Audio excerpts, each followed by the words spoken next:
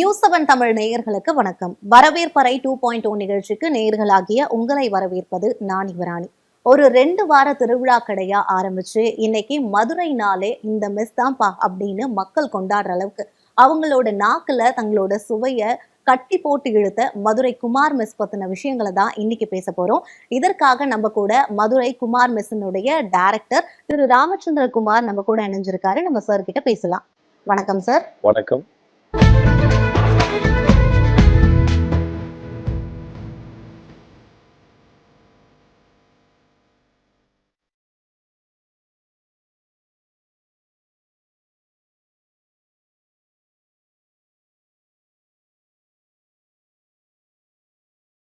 எல்லா வெற்றி பயணத்துக்கு முன்னாடியும் ஒரு அழகான ஆரம்பம் இருக்கும் சார். உங்களோட குமார் மெஸ் எப்படி ஆரம்பிச்சது? அதை பத்தின கதையை சொல்லுங்க சார். இந்த குமார் மெஸ்ஸுங்கிற நிறுவனம் வந்து என்னோட அப்பா வந்து ஜிஹெச்ல டெய்லராக ஒர்க் பண்ணிட்டு இருந்தாங்க. அப்போ அவங்க வந்து எங்களோட உறவினர், எங்கள் தாத்தா அப்பாவோட தாய் மாமா ஒருத்தவங்க தான் வந்து 1978 ஒரு ட்ரீட்மெண்ட்டுக்காக மதுரை வந்திருந்தாங்க. அவங்க வந்திருந்தப்போ சித்திரை திருவிழா இருந்தனால திருவிழா நேரத்தில் ஒரு கடை போடலாம் அப்படின்னு சொன்னாங்க. அப்படி ஒரு 15 நாள் கடை ஆரம்பித்தது தான் இந்த தொழிலுக்குள்ள ஃபஸ்ட்டு ஸ்டெப்பு நாங்கள் எடுத்து வச்சது. அப்படி எடுத்து வைக்கும்போது அவங்க வந்து ஒரு சமையல் துறையில் இருந்தனால ஈஸியாக டக்குன்னு எங்களுக்கு அந்த பிஸ்னஸ் 15 நாள்லேயே ரொம்ப நல்லா டெவலப் ஆன உடனே அதுக்கப்புறம் நாங்கள் என்ன பண்ணோம், அந்த மாதிரி 1991 இதை வந்து நான் குமார் மெஸ்ஸுன்ற பேரில் நான் எடுத்துகிட்டு வந்தேன். இப்போ சைவ சாப்பாடு, பரோட்டா கடை அப்படின்னு போகாம ஆடு, கோழி, காடை, மீன் அப்படின்ற அசைவ சாப்பாடு, அதுலயும் குறிப்பா செட்டிநாடு ஸ்டைல்ல ஒரு மெஸ் ஓபன் பண்ணோம் அப்படின்ற ஐடியா எங்க இருந்து வந்துச்சு? அதுக்கான ரீசன் என்ன சார்? பொதுவாக எங்களோட முன்னோர்கள் வந்து செட்டிநாடு சமையல் தான் பற்றி ஃபுல்லாக தெரிஞ்சிருந்தாங்க. ஏன்னா நாங்கள் இருந்த ஊர், அவங்க எல்லாம் வாழ்ந்த ஊர் வந்து காரைக்குடி பக்கத்தில் கீழாநிலக்கோட்டைன்ற ஒரு ஏரியாவில் தான் வாழ்ந்திருக்காங்க.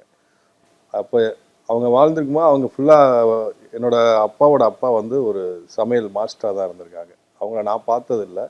அவர் கூட வந்து ட்ராவல் பண்ணவர் தான் அந்த அழகர் சாமி பிள்ளைன்னு சொல்லி எங்கள் அப்பாவோட தாய் மாமா. அவரை நாங்கள் பார்த்துருக்கோம். அவர் மூலியமாக தான் அந்த 78 ஆரம்பித்தது. அந்த 78 ஆரம்பித்தது பார்த்திங்கன்னா ஒரு 83 வரைக்கும் ரன் ஆச்சு. அப்போ பேர்லாம் கிடையாது, சும்மா ஒரு புளியமரத்து இட்லி கடைன்னு சொல்லி தான் அப்பா வச்சாங்க. அதுக்கப்புறம் அந்த 83 பிஸ்னஸ் விட்டுருச்சு. அப்புறம் நான் படித்து முடிச்சுட்டு சரி இனி நம்ம ஏதாவது ஒரு தொழில் பண்ணலான்னு நினைக்கும் போது தான் 91 நான் படித்தது டிஃபார்ம் மதுரை மெடிக்கல் காலேஜில் படித்து முடித்து வந்தேன். வந்த உடனே சரி நம்ம கொஞ்ச நாள் பேசாமல் ஒரு தொழில் செய்வோம் அப்படின்னு சொல்லி பண்ணும்போது சரி நமக்கு தெரிஞ்ச தொழில் இதே செய்யலாம் அப்படின்னு பண்ணோம். இது செய்கிறதுக்கு இன்னொரு காரணம், என்னோட அம்மா வழி உறவு தாத்தாவும் பார்த்திங்கன்னா அவங்களும் ஹோட்டல் லைன் தான். அதனால் 2 லைன்லேயும் நமக்கு அந்த இது இருக்கனால எனக்கு இந்த தொழில் செய்யணுங்கிற ஒரு ஆர்வம் இருந்தது. ரெண்டாவது இது சின்ன பிள்ளையிலேருந்து நான் எங்களோட பாட்டியோட நிறையா ட்ராவல் பண்ணியிருக்கேன். சமையல் பண்ணும்போது, மார்க்கெட்டுக்கு ஜாமான் வாங்க போகும்போது, பலசரக்கு வாங்க போகும்போது எல்லா நேரமும் அவங்களோட நான் கூட அதிகமான நேரம் ஸ்பெண்ட் பண்ணியிருக்கேன். என்னோடய ஸ்கூல் டைம் போக அதிக டைம் அவங்களோட போயிருக்கேன். அதனால எனக்கு இந்த தொழில் செய்யணுங்கிற ஒரு ஆர்வம் வந்தது. Okay sir. இப்போ ஒரு ஹோட்டல் நடத்துறது அப்படின்றது ரொம்ப பெரிய விஷயம் சார். ரொம்ப குவாலிட்டியா அதை நம்ம தரணும். அந்த குவாலிட்டியை மெயின்டைன் பண்றதுக்கு என்னென்ன விஷயங்களை நீங்க இங்க பண்ணிட்டு இருக்கீங்க சார்? இப்போ உங்களோட கடையில வனஸ்பதி, அதுக்கப்புறம் சன்ஃப்ளவர் ஆயில், இந்த மாதிரி ரீஃபைண்ட் ஆயில்ஸ்லாம் யூஸ் பண்ண மாட்டீங்க அப்படின்ற விஷயம் கேள்விப்பட்டோம். அந்த மாதிரி என்னென்ன குவாலிட்டிஸை நீங்க மெயின்டைன் பண்றீங்க? குவாலிட்டி அப்படின்னு பார்க்கும்போது மேடம், நம்ம வந்து இப்போ பொதுவாக இன்றைக்கி ஹோட்டல் தொழிலே பார்த்திங்கன்னா மசாலா பொடி இல்லைன்னா நிறைய பேர்த்துக்கு சமையலே தெரியாது. இன்றைக்கி வீட்டுகளிலே எல்லாருமே மசாலா பொடியை நம்பி தான் இருக்காங்க. என்னையை பொறுத்த மட்டும் நான் என்னோடய பாட்டிக்கிட்ட இருந்து கற்றுக்கிட்டேன். இந்த மசாலா எடுக்கிறதுலேருந்தே இப்போ நம்ம மட்டனில் ஒரு ஐட்டம் தயார் பண்ணுறோன்னா அதில் எவ்வளோ சோம்பு வைக்கணும், எவ்வளோ சீரகம் வைக்கணும், எவ்வளோ கிராம்பு வைக்கணும், பட்டை வைக்கணும், அந்த இதெல்லாம் அளவுகள் என் பாட்டி மூலிமா நான் கற்றுக்கிட்டேன். அந்த ரேஷியோ தான் இன்றைக்கி வரைக்கும், அதை மாற்றவே இல்லை. நாங்கள் மசாலா பொடிக்கு போகல. இப்போ இன்றைக்கி என்ன செய்ய போகிறோம், ப்ரிப்பேர் பண்ண போகிறோம், ஒரு 10 கிலோ சுக்கா பண்ணுறோம்னா அந்த 10 கிலோ சுக்காவுக்கு எவ்வளோ மசாலா வேணுங்கிறத மசாலா எடுத்து கொடுத்துருவேன். அந்த எடுத்து கொடுத்த மசாலாவை வறுத்துட்டு இடிச்சிட்டு அப்படியே கிரைண்டரில் வெட் ஃபார்மில் ஆட்டி எடுத்துக்கிடுவோம். அதே மாதிரி பார்த்திங்கன்னா இப்போ மிளகாயே பார்த்திங்கன்னா எல்லாருமே மிளகா பொடி யூஸ் பண்ணுவாங்க எல்லா கடைகள்லையும். நாங்கள் மிளகாயை என்ன பண்ணுவோம்னா அந்த காம்பை கூட கட் பண்ணிடுவோம். அதுமாதிரி மிளகாயில் பார்த்திங்கன்னா அந்த ஃபங்கஸ் இருக்கிறத கூட ஒதுக்க சொல்லிடுவோம்.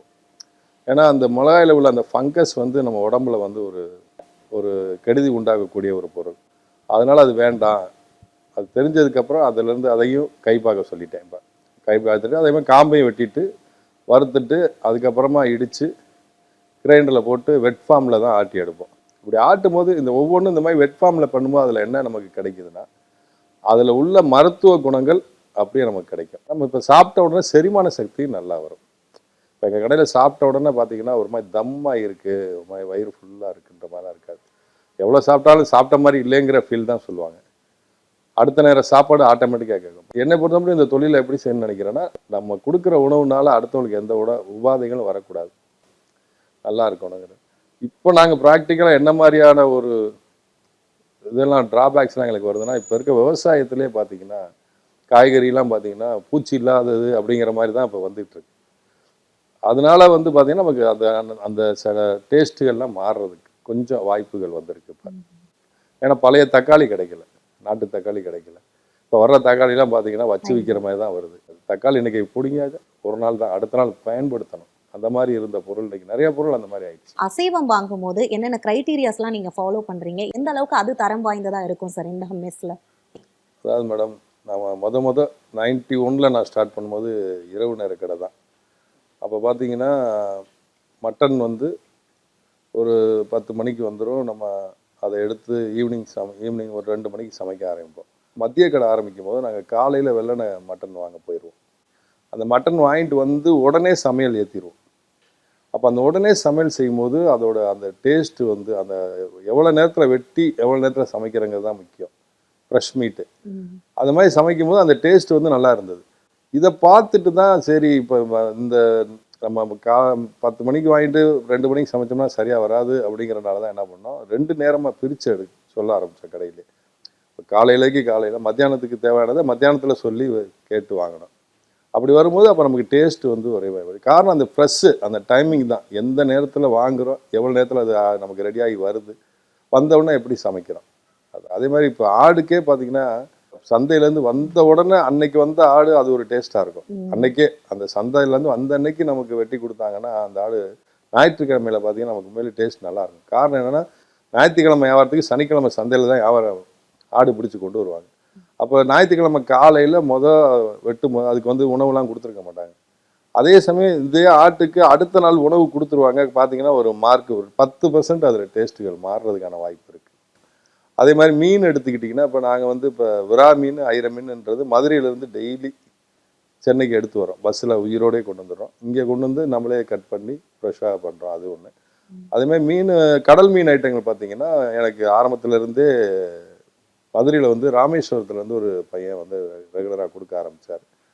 அந்த பையனோட ரிலேஷன் இங்கே ஒருத்தங்க பாலவாக்கத்தில் இருக்கார். அவர்கிட்ட சொல்லி அவங்க மீன் ராமேஸ்வரம் மீன், தூத்துக்குடி மீன் இந்த மாதிரி வர வச்சு என்னைக்கா சென்னை மீன் வரும். அதே சென்னை மீன் வராமல் இருக்காது, சென்னை மீன் வரும். இருந்தாலும் அதிகமாக இந்த நண்டு ஒரு சில கடலில் வர்ற ஒரு சில ஐட்டங்கள் நல்ல டேஸ்ட்டாக இருக்கும் மேடம். அது மாதிரி பார்த்து எடுத்துக்கிறது கிடைச்சதுன்னா அந்த மாதிரி வரும்போது அது ஒரு டேஸ்ட் நல்லா தனித்துவமாக தெரியும்.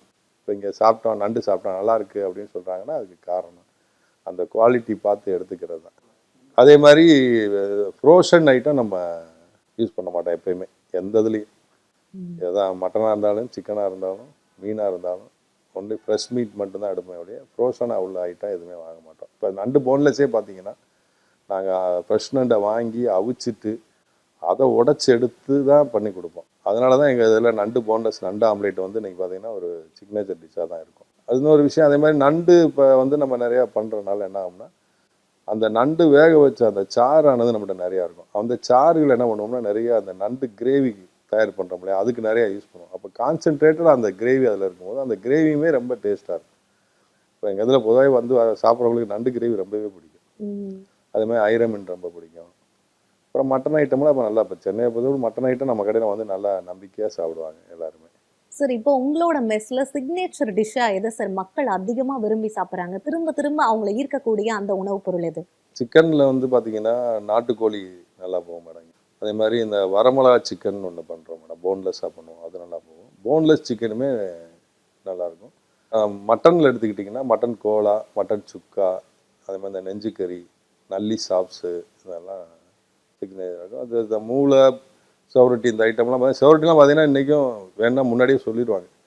மேக்ஸிமம் ஒரு 12 மணிக்கெலாம் கேட்டு ஆர்டர் பண்ணிடுவாங்க. கேட்டு வாங்கிடுவாங்க. ஏன்னா அது ஒரு நாளைக்கு லிமிட்டடாக தான் வரும். சில ஹெல்த்துக்காக நிறைய பேர் சாப்பிட்றவங்க இருக்காங்க. அதே மாதிரி மீன் ஐட்டங்க, மீன் வந்து இந்த விரா மீன், ஐர மீன்ன்றது மதுரையிலேருந்து வர்றதுனால அதுவும் கொஞ்சம் டிமாண்டாக தான் இருக்கும் இங்கே எப்பயுமே. அந்த ஐர மீன் சாப்பிடணும்னு இங்கே தேடி வர்றவங்க நிறையா இருக்காங்க.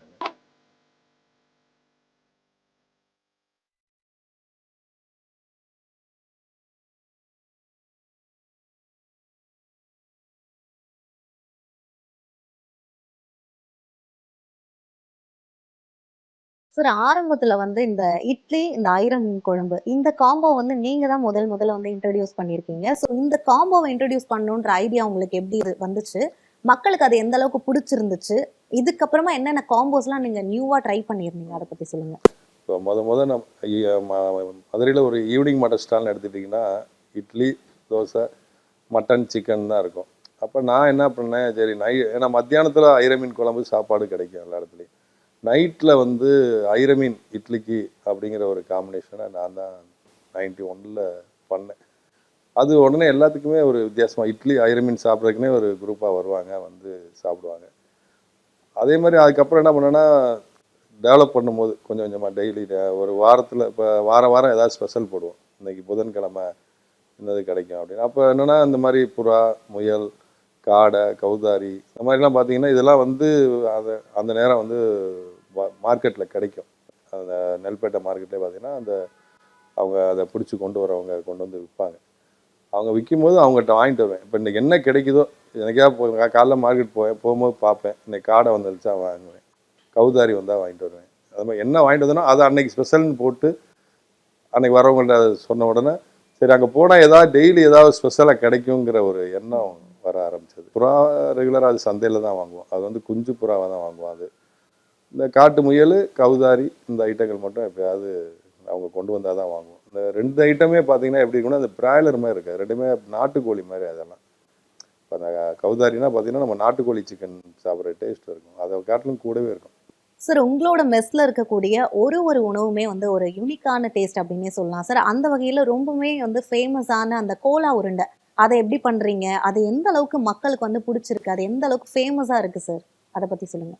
கோலா உருண்டை வந்து மேடம், அதை செய்கிற விதம் தான் நல்லா சாஃப்டாக இருக்கிற மாதிரி பண்ணணும். அதில் சேர்மானம் சேர்க்குறோம் இல்லையா, அந்த அளவுகள் வந்து ரேஷியோ ரொம்ப கரெக்டாக இருக்கணும். இப்போ அதில் பார்த்தீங்கன்னா ஒரு கோலாவை தயாரிக்கிறதுக்கு வந்து வெங்காயம், பச்சை மிளகா, வெள்ளைப்பூடு, இஞ்சி, அது அப்புறம் வந்து பார்த்திங்கன்னா மசாலா பொடி மசாலாக்குன்னு பார்த்திங்கன்னா சோம்பு, சீரகம், மிளகு, கசகசா, பட்டை, கிராம்பு, ஏலக்காய், அப்புறம் கொஞ்சம் முந்திரி பருப்பு, இவ்வளோ ஐட்டம் அதில் வேணுங்க. இதை எல்லாம் அதுக்கப்புறம் பொட்டுக்கடலை பொடி சேர்க்கணும். அந்த பொட்டுக்கடலை சேர்க்குறதுல தான் அளவு, அதுவும் ரொம்ப கரெக்டான ரேஷியோவில் சேர்க்கணும். இல்லை அது கொஞ்சம் கூட சேர்த்துட்டாலும் கொஞ்சம் இறுக்கமாயிடும்.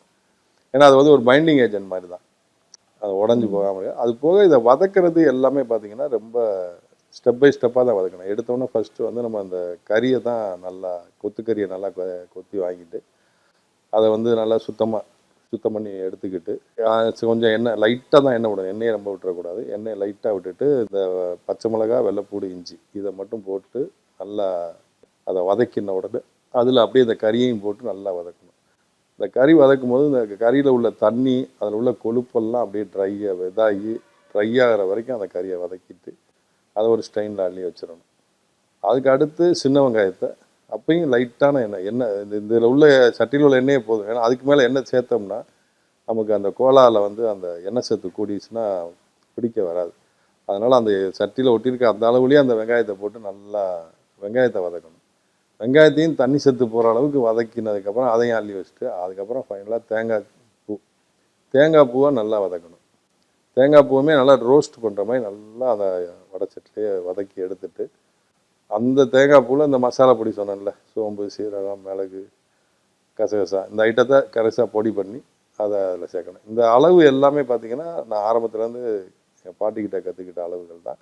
இதை நான் அப்படியே மெஷர்மெண்ட்டாக எடுத்து எங்கள் வீட்டில் இருக்கவங்களுக்கு, இப்போ மதுரையிலனா என் தம்பி ஒய்ஃபு அமுதான்னு ஒருத்தங்க இருக்காங்க, அவங்க எடுப்பாங்க. சென்னைக்கு வந்தாங்கன்னா என்னோடய ஒய்ஃபு ஜெயமாலா, அவங்க அந்த மசாலா ஐட்டங்களை எடுத்து கொடுப்பாங்க. இது எல்லாமே என்னோடய அளவில் எல்லாம் அவங்களுக்கெல்லாம் எழுதி கொடுத்தேங்க. அதே மாதிரி இதை இப்படி தான் பண்ணணுன்ற வந்தால் எங்கள் கடையில் உள்ள எல்லாத்துக்கும் இப்போ அங்கங்கே ஒரு இன்சார்ஜ் இருப்பாங்க. இப்போ இங்கே பார்த்தீங்கன்னா சென்னை கிச்சனில் பார்த்தா என் தங்கச்சி ஒருத்தங்க இருப்பாங்க, அவங்க பஞ்சவர்ணன் பேர். அவங்க வந்து அந்த மசாலா கொண்டு வந்து எடுத்து கொடுத்துருவாங்க. எடுத்து கொடுத்துட்டாங்கன்னா அவங்க வறுத்து பண்ணுறது கொட்டுறது பசங்க பண்ணிடுவாங்க. அனைத்து இது கோலாக்கு மட்டும் கிடையாது, எல்லா சமையலுக்குமே நம்ம வந்து எஸ்ஓபி மாதிரி ரெடி பண்ணி கொடுத்துருவோம். வரவேற்பறை 2.0 நிகழ்ச்சியில் ஒரு சிறிய இடைவேளை.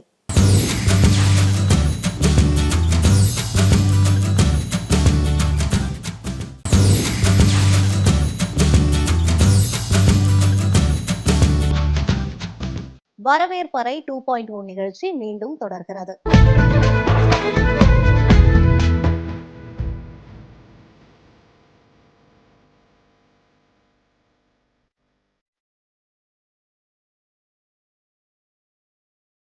இந்த கோலா உருண்டை வந்து எல்லாருக்குமே வந்து ரொம்ப பிடிச்சமான ஒண்ணு சார். இப்போ வந்து லஞ்ச்க்கு வந்து எல்லா இடத்துலயும் குடுப்பாங்க இந்த கோலா ம். உருண்டை. பட் வந்து நீங்க வந்து மாலை உணவா கூட இந்த வந்து கோலா உருண்டைய குடுத்துருக்கீங்க. அந்த ஐடியா எப்படி தோணுச்சு? அதை எப்படி இம்ப்ளிமெண்ட் பண்ணீங்க சார்? அதாவது மேடம், அந்த கோலா வந்து வீடுகளில் பண்ணக்கூடிய ஒரு பதார்த்தம். எல்லா வீடுகள்லையும் பண்ணி சாப்பிடுவோம். கமர்ஷியலாக வந்து யாரும் பண்ணலை. சரி நம்ம இதை பண்ணலாமே அப்படின்னு சொல்லி பண்ணோம். அப்போ நான் டின்னர் இரவு நேர கடை ஆரம்பித்தனால டின்னர்லேருந்து அதை ஸ்டார்ட் பண்ணேன். அதுக்கப்புறம் மத்தியான கடை வந்து 2002 ஸ்டார்ட் பண்ணேன். அதுலேருந்து பார்த்தீங்கன்னா மத்தியானம் லஞ்சுக்கு நல்லா அப்படியே படிப்படியாக டெவலப் ஆச்சு. 2015 நம்ம சென்னை வந்து லான்ச் பண்ணோம்.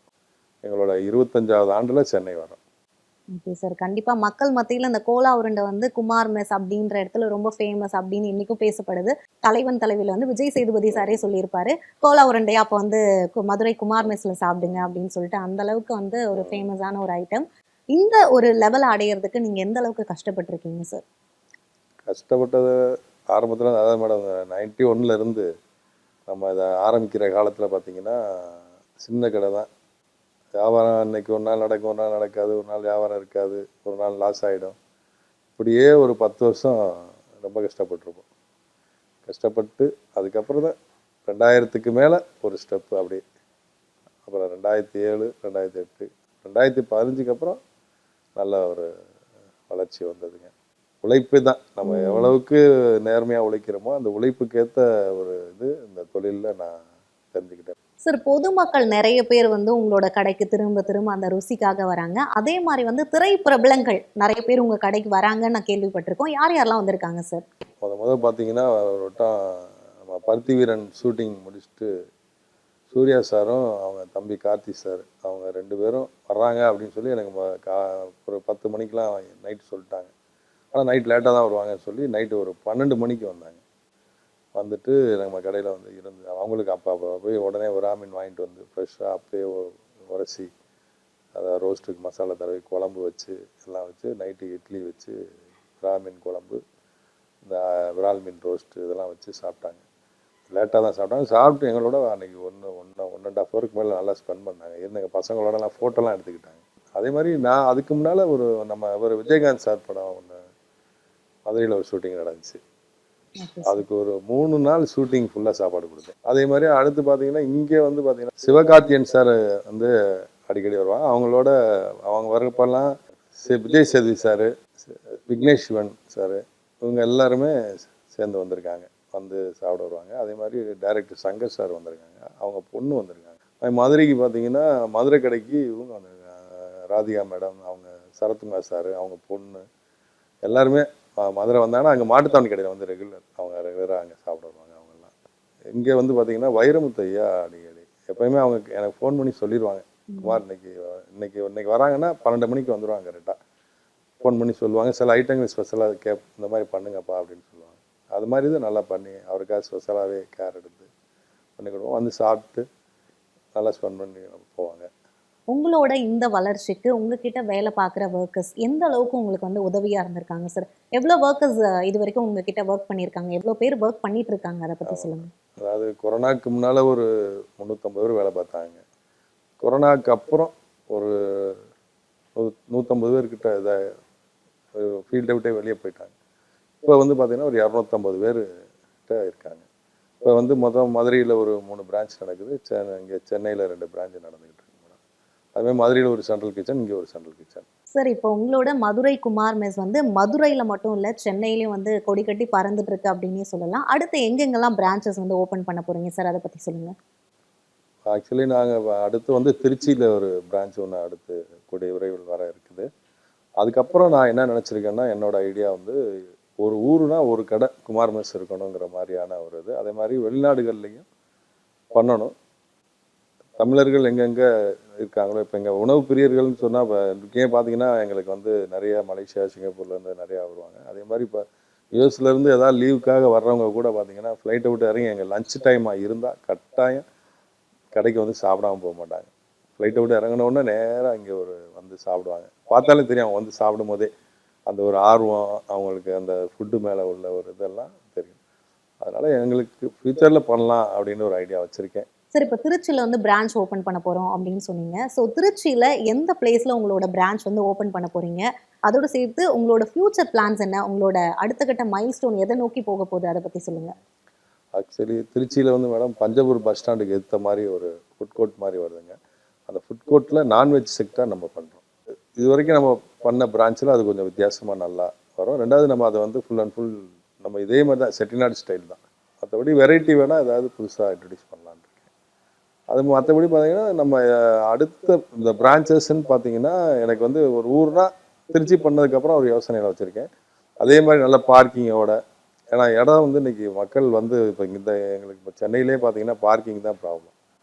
அதனால நான் இப்போ அடுத்த பிளான்லாம் எப்படின்னா ஒரு இடம் பண்ணாலும் நல்ல பெரிய இடமா எடுத்து நல்ல கார் பார்க்கிங் எல்லாம் கொடுத்து, ஏன்னா வர்றவங்க வந்து உட்காந்து இருந்து சாப்பிட்டு போகும்போது அவங்களுக்கு கொஞ்சம் மனசுக்கு பீஸ்ஃபுல்பட்டியாக இருக்கிற மாதிரியான இடங்களை பார்த்து தேர்வு பண்ணி பண்ணணும். சார் இப்ப வந்து 5 பிரான்ச் வந்து வச்சிருக்கீங்க. இது எல்லாமே எப்படி சார் மேனேஜ் பண்றீங்க? இப்ப அப்பாவோட தொழில நீங்க எடுத்து நடத்துனீங்க. அடுத்த ஜெனரேஷன் எப்படி இருக்க போகுது? அத பத்தி சொல்லுங்க. இப்போ 5 பிரான்ச் இருக்குன்னா இது வந்து எங்கள் குடும்ப பிஸ்னஸ் தான். எங்கள் வீட்டில் நாங்கள் ஃபேமிலி மெம்பர்ஸ் தான் இதில் ஃபுல்லாக எல்லாரும் டைரக்டராக இருக்கோம். இப்போ கூட போன ஏப்ரல்லேருந்து என்ன பண்ணேன், என்னோட குழந்தைங்க மொத்தம் எங்கள் வீட்டில் 5 குழந்தைங்க. எனக்கு ஒரு பையன், என் தம்பிக்கு ஒரு பையன், எனக்கு ஒரு பொண்ணு, இன்னும் தம்பி 2 பொண்ணு. இவங்க எல்லாத்தையுமே ஒரு டைரக்டராக இப்போ உள்ளே கொண்டு வந்திருக்கேன். காரணம் இவங்க அவங்கவுங்க படித்த ஃபீல்டில் போனாலும் இந்த தொழிலுக்கான ஒரு செத்த நேரமாவது அவங்க ஒதுக்கி ஒவ்வொரு பார்ட் அவங்க எனக்கு பண்ணி கொடுக்கணுங்கிறது என்னோட ஆசை. ஏன்னா இதில் நிறைய பார்க்க வேண்டிய இடங்கள் நிறையா இருக்குது மேடம். எப்படின்னா இப்போ ப்ரொடக்ஷன் ஒரு ஆள் எடுத்து பார்த்தாங்கன்னா நல்லாயிருக்கும். அதே மாதிரி பர்ச்சேஸ் ஒரு ஆள் எடுத்துக்கிட்டாங்கன்னா நல்லாயிருக்கும். சேல்ஸ் ஒரு ஆள் பார்த்தாங்கன்னா இப்போ நமக்கு இது எனக்கு ஒரு பெரிய உதவியாக இருக்கும். பொண்ணுங்கன்னு இப்போ என் பையன் பார்த்தீங்கன்னா அவன் வந்து அவன் பேர் பிரதீப். அவன் வந்து பார்த்தீங்கன்னா ஹோட்டல் மேனேஜ்மெண்ட் முடித்தான். அவனை இந்த தொழிலுக்காக தான் இந்த ஹோட்டல் மேனேஜ்மெண்ட்டே படிக்க வச்சேன். ஹோட்டல் மேனேஜ்மெண்ட் முடித்து ஐஹெச்எம் சென்னையில் எம்பிஏ முடித்தார். அடுத்து 2வது என்னோடய பொண்ணு வந்து கிளினிக்கல் நியூட்ரிஷன் முடித்தாங்க. இப்போ நியூட்ரிஷன் முடிச்சிட்டாங்கனாலும் எனக்கு என்னென்னா அவங்களால ஒரு இந்த நிறுவனத்துக்கு ஏதாவது உதவி வரணும், இந்த மாதிரியான இதுன்றக்காக தான் அவங்களையும் ஒரு டைரக்டராக மாற்றியிருக்கேன். அதே மாதிரி பார்த்தீங்கன்னா தம்பி பையன் ஒருத்தர் இருக்கார். அவர் பிகாம் ஹானர்ஸ் முடிச்சுட்டு இப்போ அடுத்து எம்பிஏ பண்ணுறாரு. அவரும் முடிச்சுட்டு பிஸ்னஸ்க்கு வருவார். அதே மாதிரி அடுத்து ஒரு பொண்ணு அவள் டாக்டர் முடிச்சிருக்கா, தியாமிஷான்னு பேர். அவள் வந்து டாக்டர் முடிச்சுட்டு ஹாஸ்பிட்டல் லைனில் போவாள். இருந்தாலும் இவங்களும் இந்த மாதிரி அதுமாதிரி சின்ன பொண்ணு வந்து கடைசியாக ஓமிஷான் இருக்கும். அவங்க வந்து பார்த்திங்கன்னா லா முடிக்கிறாங்க. இப்போ எல்லாருமே முடித்து வரும்போது அவங்கவுங்க ஃபீல்டில் ஜெயிச்சுக்கிட்டு இருந்தாலும் இந்த தொழில் ஒரு குடும்ப தொழிலுக்கு அவங்க வந்து ஏதாவது ஒரு டைமிங் ஸ்பெண்ட் பண்ணி கொஞ்சம் ஹெல்ப் பண்ணி கொண்டு வரணும்னு சொல்லியிருக்கேன். என்னோட தம்பி கணேசன், அவர் மதுரையில் உள்ள பிரான்ச்சு, அங்கே இருக்க பர்ச்சேஸ் எல்லாம் அவர் பார்ப்பார். அது மாதிரி அவர் கூட உதவியாக என் தம்பி ஒய்ஃப் ஒருத்தங்க அமுதான்னு ஒருத்தங்க இருக்காங்க, அவங்களும் பார்த்துக்குருவாங்க. அதே மாதிரி இன்னொரு தம்பி, சின்ன தம்பி ஒய்ஃபு சமூக பிரியான்னு இருக்காங்க. அவங்களும் டெய்லி பார்த்தீங்கன்னா கடைக்கு போவாங்க. எல்லாருமே எங்கள் ஃபேமிலியில் எல்லாருமே டெய்லி கடைக்கு போயிடுவாங்க. இங்கே வந்து பார்த்தீங்கன்னா நான் இருப்பேன், என் ஒய்ஃப் வந்துடுவாங்க. ஒரு குடும்பமாக சேர்ந்து பார்க்குறது தான் ஒரு இது. அதோடு பார்த்தீங்கன்னா எங்களோட உறவினர்கள் கொஞ்சம் எங்கள் கூட நிறையா, அதாவது இங்கே பார்த்தீங்கன்னா என்னோட மச்சினர் மேனேஜராக இருக்கார். அதே மாதிரி தல்லாகுளம் பிரான்ச்சில் என்னோட தம்பி மச்சினர் ஒருத்தர் செந்தில் ஒரு மேனேஜராக இருக்கார். ஃபேமிலி சப்போர்ட்டும் இருக்கிறதுனால தான் இந்த அளவுக்கு ஒரு வளர்ச்சி அடைய முடியுது. முடியுது. அப்போ நம்ம ஒரு கூட்டு குடும்பமாக இருக்கிறனால தான் இந்த தொழிலை இன்னைக்கு இந்த அளவுக்கு நம்ம செய்ய முடியுது. இப்போ ஸ்டாஃப்ஸ் வந்து 10 வருஷம் 5 வருஷம் இருக்கிற ஸ்டாஃப்ஸ்லாம் இருக்கிறாங்க. ஃபுட்டு பொறுத்த மட்டும் எங்கள் கடையில் நாங்கள் எப்படின்னா ஸ்டாஃப்ஸுக்குன்னு தனி ஃபுட்டு எதுவும் கொடுக்கவே மாட்டோம். மேக்ஸிமம் இங்கே என்ன வியாபாரத்துக்கு ரெடி ஆகுதோ அதுதான் அவங்களுக்கும்.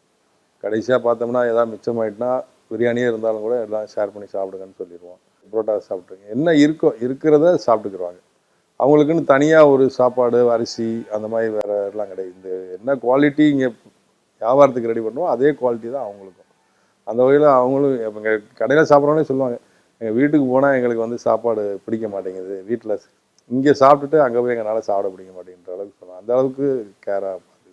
சார், இவ்வளோ வருஷமா நீங்க கடந்து வந்த பாதையில யாரெல்லாம் உங்களுக்கு வந்து உதவி செஞ்சிருக்காங்க? அது மட்டும் இல்லாம இப்ப இருக்கக்கூடிய இளைஞர்கள் வந்து சுயதொழில் தொடங்கணும் அப்படின்னு ரொம்பவே ஆர்வமா இருக்காங்க சார். ஸோ அவங்களுக்கு ஒரு வழிகாட்டுதல் நெறிமுறைகளா நீங்க என்னென்ன வந்து ஸ்ட்ராட்டஜிஸ் வந்து அவங்க சக்சஸ்ஃபுல்லா ஆகிறதுக்கு சொல்ல போறீங்க? அதை பத்தி சொல்லுங்க.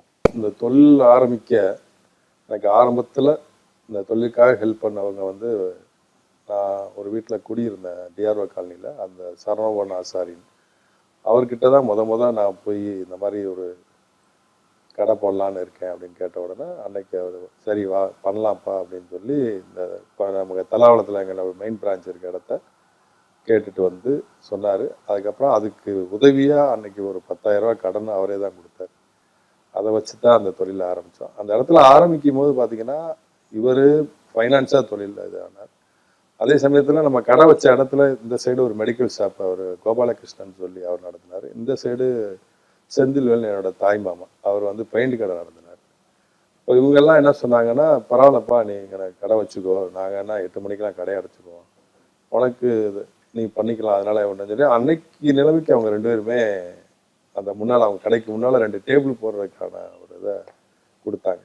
அது ஒரு நான் நினைவு, ஏன்னா அப்படி வளர்ந்த கடை தான் இது. அதே மாதிரி இன்னைக்கு வர்ற நம்ம இளைஞர்களுக்கு நான் என்ன சொல்றேன்னா, சிலர் இது நல்ல தொழில், பொதுவாக ஹோட்டல் தொழில் வந்து நல்ல தொழில். இந்த ஹோட்டல் தொழிலை செய்யணும்னா பெருசா இன்வெஸ்ட்மெண்ட் எடுத்துட்டு போய் பண்ணிடக்கூடாது. சின்ன லெவல்ல இன்வெஸ்ட்மெண்ட்டை பண்ணி படிப்படியா இந்த மாதிரி வளர்ந்தா ஈஸியா இருக்கும். அதாவது ஒரு தொழிலை வந்து நம்ம எவ்வளவுக்கு எவ்வளவு நேசிக்கிறோமோ, முடியாதுன்னா ஒரு தொழிலை அந்த அளவுக்கு லவ் பண்ற மாதிரி பண்ணணும். அப்படி பண்ணோம்னா கட்டாயம் நம்ம வந்து அந்த தொழிலை ஜெயிச்சிடலாம். ஒரு குறிக்கோளை நோக்கி ஓடிடும். அது இந்த நம்ம இளைஞர்கள் அந்த ஒரு நோக்கோட ஒரு தொழிலில் இறங்கணும். தொழிலே தெரியாம ஒரு பிஸ்னஸ் என்னன்னே தெரியாம அந்த தொழிலில் போய் எடுத்து வச்சுட்டு அப்புறம் பின்வாங்கி இது இல்லாமல் தொழிலை பற்றி தெரிஞ்சுக்கிறணும். தெரிஞ்சதுக்கப்புறம் அந்த குறிக்கோளை நோக்கி ஓட ஆரம்பிக்கணும். இதெல்லாம் கரெக்டாக பண்ணிட்டாங்கன்னா நல்லா வரும். Okay sir. மக்களுக்கு ஒரு தரமான உணவுகளை வந்து நீங்க கொடுத்துட்டு இருக்கீங்க. உங்களோட முயற்சியாலும் உங்களோட உழைப்பாலும் மதுரை குமார் மெஸ் வந்து பல கிளைகளா வந்து மெருகேற்றிருக்கீங்க. உங்களுக்கு வாழ்த்துக்கள் சார். நிகழ்ச்சியில பங்கெடுத்து கொண்டதுக்கு நன்றி சார். நன்றி மேடம். நேயர்களே, இன்னைக்கு நம்மளோட நிகழ்ச்சியில மதுரை குமார் மெஸ் பத்தின பல சுவாரஸ்யமான விஷயங்களை கேட்டு தெரிஞ்சுக்கிட்டோம். மீண்டும் மற்றொரு நிகழ்ச்சியில் சந்திக்கிறேன். நன்றி, வணக்கம்.